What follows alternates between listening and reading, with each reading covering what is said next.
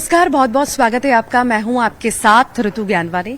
महाकुंभ की शुरुआत हो चुकी है और महाकुंभ की शुरुआत हुए 3 दिन हो चुके हैं। बीते 2 दिनों में एक नाम की बहुत चर्चा हो रही है और वो नाम है हर्षा रिछारिया, जिस नाम पर लगातार कई सारे सवाल भी हैं। कोई नाम बड़ा होता है तो सवाल भी कई सारे जुड़ जाते हैं उससे। सबसे पहले सवाल यही करते हैं कि आखिर जो साध्वी नाम जुड़ रहा है, क्या वाकई में वो साध्वी हैं, बनी हैं या बनने वाली हैं? हर्षा जी, बहुत स्वागत है आपका। Thank you so much. और रही बात साध्वी की, तो मैं साध्वी नहीं हूँ।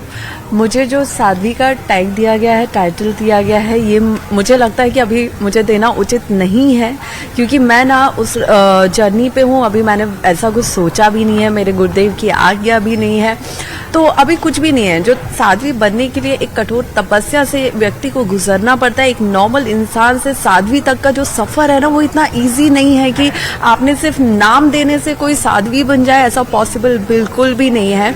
तो ना मेरा कोई संस्कार हुआ है, ना मैंने साध्वी के लिए कोई साधना की है, कोई तपस्या की है, ना दीक्षा ली है।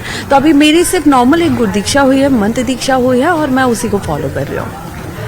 जब आप घर से निकले सब छोड़कर, यहाँ आपने कुछ सोचा होगा कि नहीं, अब जो बाहरी दुनिया है या दिखावट है, इसे त्यागना है। चूंकि आप फ्रीलांसर भी रह चुकी हैं, एज ए मॉडल भी काम कर चुकी हैं, और भी कई सारी चीजें आप कर चुकी होंगी। एकदम से ऐसा क्या ख्याल आया कि अब ये सब छोड़ के, अब मुझे ये जो आडंबर की दुनिया है, ये सब त्याग करके मुझे इस तरफ आगे बढ़ना चाहिए? देखिए, ये चीज ना मैं लास्ट 5 सालों से मैं थोड़ा सा टर्न मार रही थी। उस लाइफ को साइड थोड़ा कर रही थी, इस लाइफ की तरफ टर्न थोड़ा कर रही थी। बट लास्ट 2 साल में आई थिंक लाइफ बहुत ज़्यादा डाइवर्ट हुई है। मैं बहुत ज़्यादा शिव की भक्ति में रम गई हूँ। फिर मुझे मेरे गुरुदेव का भी सानिध्य मिला, और उनके सानिध्य के साथ फिर मुझे लगता है कि मैं और ज़्यादा, जो मेरे माइंड में क्वेश्चंस थे, जो एक होता है ना कि हम नॉर्मल पर्सन है, हम एक साधारण मनुष्य है, हमारे दिमाग में बहुत सारे सवाल रहते हैं, बहुत सारी चीज़ें हम जानना चाहते हैं, एक उत्सुकता रहती है। वो कहीं ना कहीं धीरे धीरे गुरुदेव ने मुझे बहुत सारी चीज़ें सिखाई है, समझाई है, मेरे सवालों को शांत किया है। तो जब आप धीरे धीरे चीज़ों के बारे में जानने लगते हैं, उनकी थोड़ी गहराई में थोड़ा से उतरने लगते हैं, तो आप उसमें उतना इन्वॉल्व फील करते हैं। बहुत कम उम्र में ये सारी बाहरी जो चीजें हैं, दुनिया है, इसे त्याग देना, इस तरफ चल पड़ना, ये जो आप शुरू कर रही हैं, जिस तरफ आगे बढ़ रही हैं, ये कहीं ना कहीं आज के युवा के लिए भी बहुत सारे मैसेज देगा। आखिर आप क्या मैसेज देना चाहेंगे अपनी तरफ से?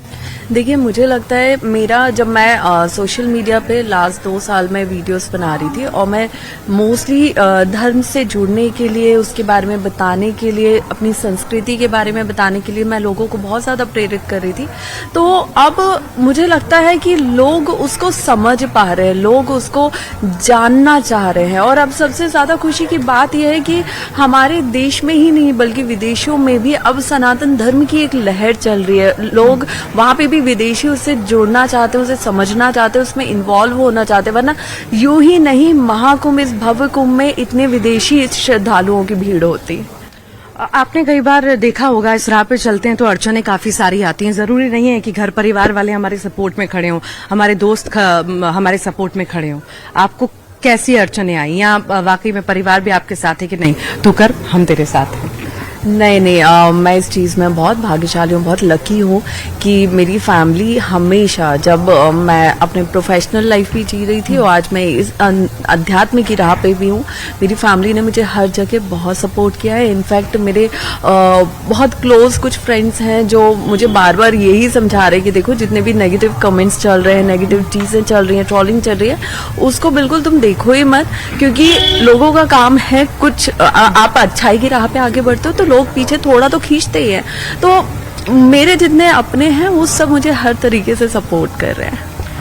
घर परिवार आपका भोपाल में ही है? हाँ जी। झांसी में भी आप रही, भोपाल से कैसा आपका जुड़ाव है? भोपाल जाती रहती होंगी, कैसा लगता है? और भोपाल से जोड़ करके बाकी सारी चीजें देखें, वहाँ के लोगों के लिए कोई मैसेज?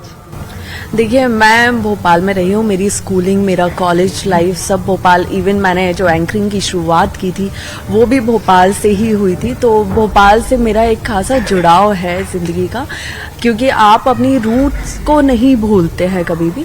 तो मेरी फैमिली अभी भी भोपाल में रहती है एंड लाइक वहाँ अभी मैं जाती हूँ, लेकिन अभी मैं फ्रीक्वेंटली नहीं जा पाती हूँ। मैं 3-4-5 महीने में 1-2 दिन के लिए जा पाती हूँ, वो भी जब मुझे कोई काम होता है तब जाना होता है। तो भोपाल एक बहुत खूबसूरत शहर है, झीलों की नगरी है, सब जानते हैं। वहाँ के लोग भी बहुत प्यारे हैं और वहाँ के लोग भी अब मुझे बहुत सपोर्ट कर रहे हैं, बहुत ज़्यादा वहाँ से भी सपोर्ट आ रहे हैं, वीडियोज़ आ रहे हैं, बहुत सारी चीज़ें हो रही है। तो वहाँ के लोगों से जुड़ाव तो है। कोई नाम चर्चा में आता है तो सवाल भी बहुत सारे खड़े होते हैं। तो सवाल यहाँ पर ये भी है कि कई बार ये भी सवाल आते हैं, जैसे ट्रोलिंग की भी आपने बात कही, कुछ नेगेटिव भी आएंगे, पॉजिटिव भी आएंगे। ये भी है कि लाइमलाइट में आने के लिए सिर्फ ये है या वाकई में आप इस राह पर और आगे बढ़ना चाहती हैं? देखिए, ये सवाल मुझसे बार बार किया जा रहा है एंड अच्छी बात है, जितने ज्यादा सवाल उठते हैं आप उतनी चीजों को क्लियर कर पाते हैं। अगर सवाल ही नहीं उठेंगे तो फिर आप कैसे चीजों को समझा पाएंगे, राइट?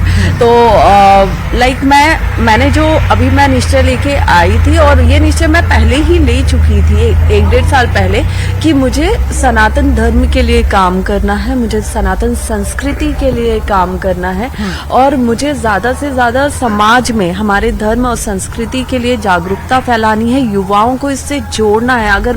मुझे लगता है अगर मैं 5% की आबादी को भी, मैं 5% की बात कर रही हूँ कि 5% आबादी को भी मैं थोड़ा सा कहीं ना कहीं जागरूक कर पाई ना, तो मैं अपने जीवन को लाइक कृतार्थ मानूंगी कि हाँ, मैंने कुछ तो किया अपने धर्म के लिए। पाठ पूजा, सनातन में बहुत ज्यादा बिलीव होना, ये सारी चीजें, यहाँ साध्वी बनना या उस राह पर चलना, ये इसके साथ साथ क्या ये भी ठीक है? सवाल जो उठ रहे हैं कि हम तैयार हों, हम अच्छे से रहें, हम मेकअप करें, ये सारी चीजें, इस पर भी सवाल उठ रहे हैं, इस पर आप क्या कहेंगे? देखिए, अगर मैं अपने धर्म की संस्कृति की बात करूँ ना, तो हमारे धर्म में, हमारी संस्कृति में, एस्ट्रोलॉजी में ये कहा गया है कि एक नारी जो होती है ना, एक जो महिला होती है, एक जो लड़की होती है, उसे हमारे समाज में हमेशा, हमारे धर्म में ना देवी की तरह पूजते हैं, है ना? और ये बोला जाता है, ये माना जाता है कि ये बोला जाता है कि एक नारी का, एक महिला का ना हमेशा मतलब वैसा रहना अच्छा है जिसमें वो खुश रहे। माता लक्ष्मी की अगर बात करें तो कहते हैं कि लक्ष्मी भी तभी आती है जब आप खुद अच्छे से रहते हो। आपकी बॉडी से अगर स्मेल आ रही है, आपने 10 दिन से हेयर वॉश नहीं किया है, आप लाइक ऐसी गंदे से कपड़े पहन के घूम रहे हो, तो दरिद्रता दिखाओगे तो दरिद्रता ही आएगी। तो ये चीज हमारे वेद शास्त्रों में भी माना गया है। तो मेरे अगर काजल लगाने से, मेरे जो पावर वाले आईसाइट के लेंस है वो लगाने से और लिप बाम लगाने से अगर लोगों को लगता है मैं बहुत मेकअप कर रही हूँ, तो मैं उसके लिए क्या बोलूँ? पावर साइट के लिए आपने ये लेंसेज लगाए रखे हैं? हाँ, मुझे चश्मा लगा हुआ है, मेरा पावर बहुत ज्यादा है, जिसका इस साल आई थिंक सर्जरी होने वाली है, बिकॉज अभी तक मेरा पावर कांस्टेंट नहीं हो रहा था, इसलिए मेरी सर्जरी नहीं हो सकती थी। मैं ये सेम कलर के लेंस पिछले 15 साल से लगा रही हूँ। तो अब इस साल जब सर्जरी हो जाएगी तो मुझे चश्मा और लेंस दोनों की जरूरत नहीं रहेगी, और मुझे इंडियन ड्रेस पे मुझे कभी चश्मा लगाना अच्छा नहीं लगा है। ये 2 दिनों में जो पॉपुलैरिटी आपको मिली है, कैसा लग रहा है आपको? देखिए, मीडिया की साथ की वजह से और महादेव के आशीर्वाद की वजह से, गुरुदेव के आशीर्वाद की वजह से ये जो पॉपुलैरिटी है, ये टाइम पे टाइम, जहाँ मैं सिर्फ अपने रंग में रहती हूँ वहां से मुझे उठा के ट्रोल कर दिया जाता है। ये केदारनाथ के टाइम पे भी बहुत ज्यादा मेरे साथ हुआ है, जब पट खुले थे लास्ट ईयर, और ये अगेन फिर हुआ है।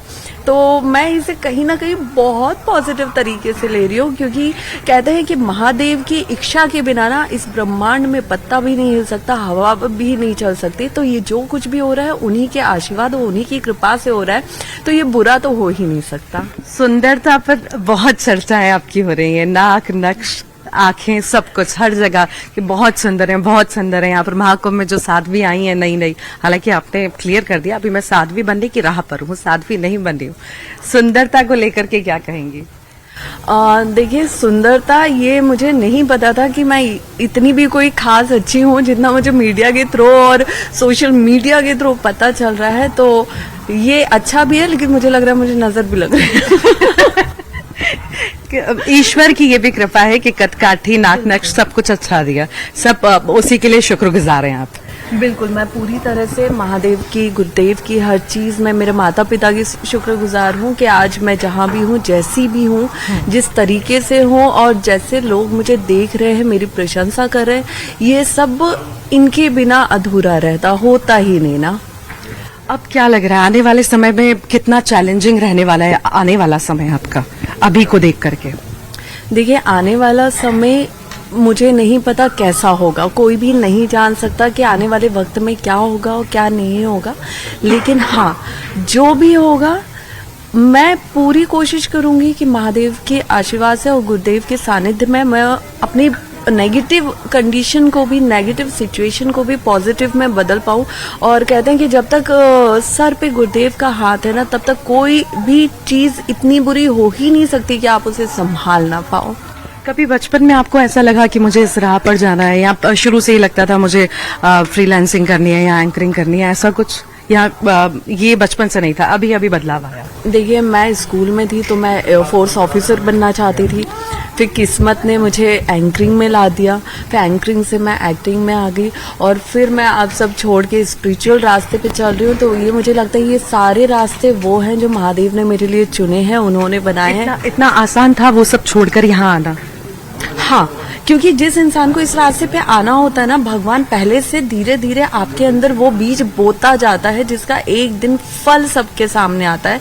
तो महादेव मेरे अंदर धीरे धीरे वो चेंजेस ला रहे थे, जिसकी वजह से मैं उस समाज से, उस सर्कल से कट ऑफ धीरे धीरे हो रही थी और मैं इस साइड टर्न हो रही थी। अब वो मैं पूरी तरह टर्न हो चुकी हूँ, तो मुझे लगता है कि अब वो ज्यादा दिख रहा है। बहुत बहुत शुक्रिया।